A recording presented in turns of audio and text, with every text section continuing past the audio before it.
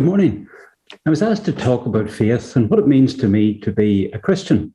So many people today, including some of my friends who may be watching this, don't give Christianity any thought at all or regard it as an old-fashioned concept or just nonsense. Or as someone said to me recently, Christians don't seem to have much fun.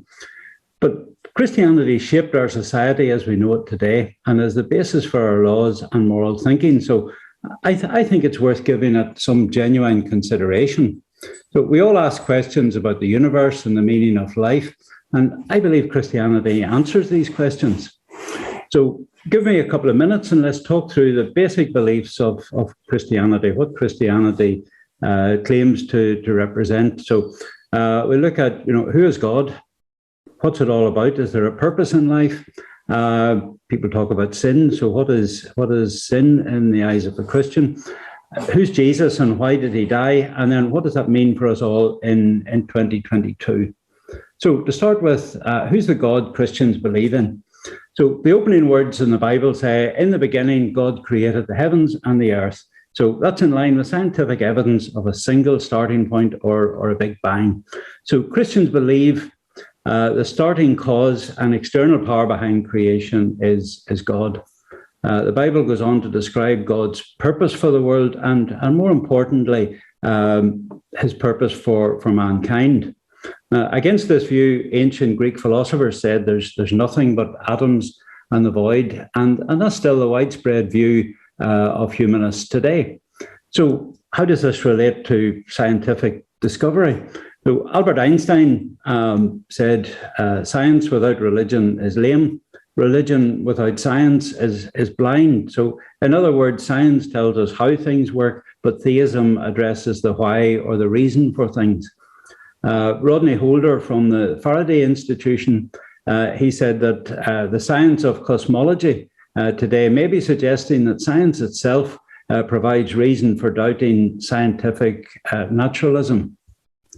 C.S. Lewis, another Belfast man, said, men became scientific because they expected law in nature, and they expected laws within nature because they believed in a lawgiver.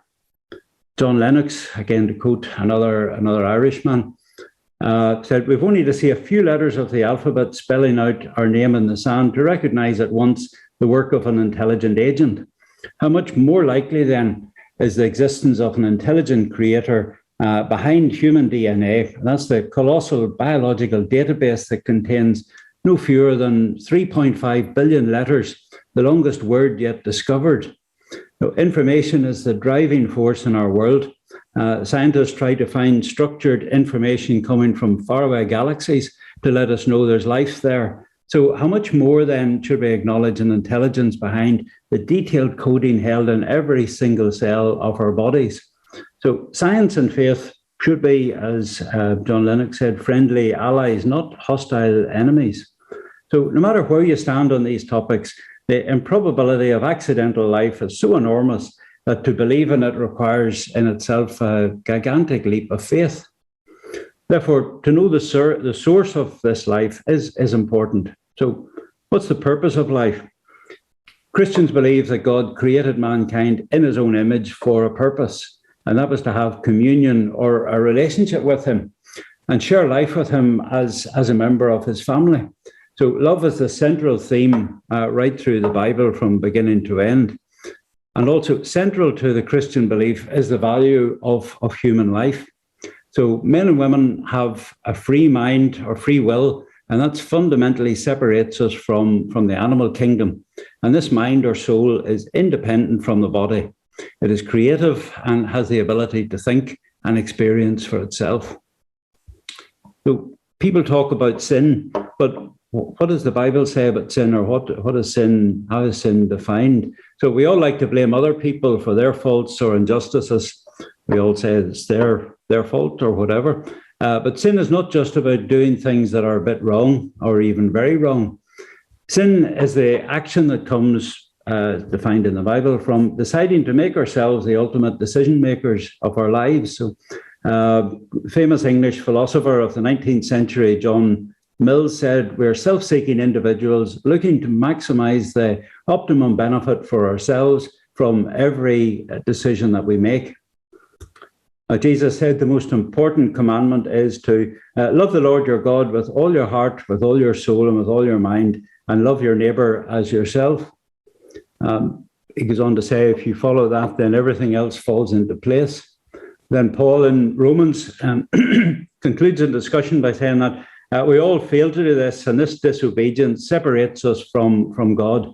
So none of us can say we're truly focused on the greater good over ourselves. So I suppose an example, you can look at sin like a cancer cell in the human body. Cancer cells are selfish and work to disrupt or kill the rest of the body. So the Christian worldview is that mankind is in a broken condition and needs restoration by Jesus. So the secular world believes that we are all essentially good in need of no rescue, only more personal freedom to authenticate the self. So those two views are basically fundamentally incompatible. So sin, again, in the Bible is defined as greed, envy, anger, hatred, etc. And you can see the results of that self-focus all around us from, we can look at Ukraine today, look at local elections, taking it more closely home, or even family disputes within our neighbours or within our friends and family. So Christians believe that we are all guilty of sin, that we're all guilty in the eyes of God, breaking the rules of that govern life. So who is Jesus then? Christianity is not based on a philosophy or a feeling. It's based on a person. It's based on a real historic event. So Christians believe the creator of the universe became one of us and lived here on earth. Historic evidence is broadly in agreement that Jesus lived in ancient Israel. He did walk the roads. He did die on a cross. And most importantly, he did rise again. So check that out. The evidence might be stronger than you think. So some people will accept that Jesus was a great moral teacher, but don't accept his claim to be God. Again, turning to C.S. Lewis, who describes things better than I ever could, said, a man who was merely a man and said the sort of things Jesus said would never be a great moral teacher. Either he would be the Son of God, as he says he is, or else a madman or something worse. The Bible doesn't leave the option for him to be just a good man, just a good moral teacher, and it didn't intend to. So there is, I suppose, quite rightly today, a lot of talk about justice. Wrongs need to be corrected or paid for us to have justice in this world. So that's what Christians believe happened at the cross. Jesus effectively carried the can for our sins, did what we couldn't do. So there's no Christianity without the death and resurrection of Jesus. So many people understand Christianity to be about moral improvement, but in fact it is the precise opposite. Christianity is all about our relationship with Jesus. I suppose to answer the question on fun, and I have a face made for radio, so relying on your own goodness will create stress and be a source of tension and unhappiness in life, but relying on Jesus, the Creator, is the source of happiness and joy for very many people today. So the Bible claims the Christian faith is not just about believing in a Creator God who's way up in the sky, but about a God who is present with us every day in our day-to-day lives. So it might appear contradictory, I suppose, to say God is the ultimate creator of the universe, the designer of everything, from the distant galaxies to the detail of every person's DNA, and also at the same time say that we can have a personal, direct, one-to-one relationship in our daily lives with this creator. But that's what Christianity claims. Being a Christian gives you peace, a purpose in life, hope for the future, both here and in the afterlife. Membership of a family made up from people of every tribe and every nation, united as children of God. So that's a big claim. For me, the case for God is compelling, and I suggest at least it's worth considering.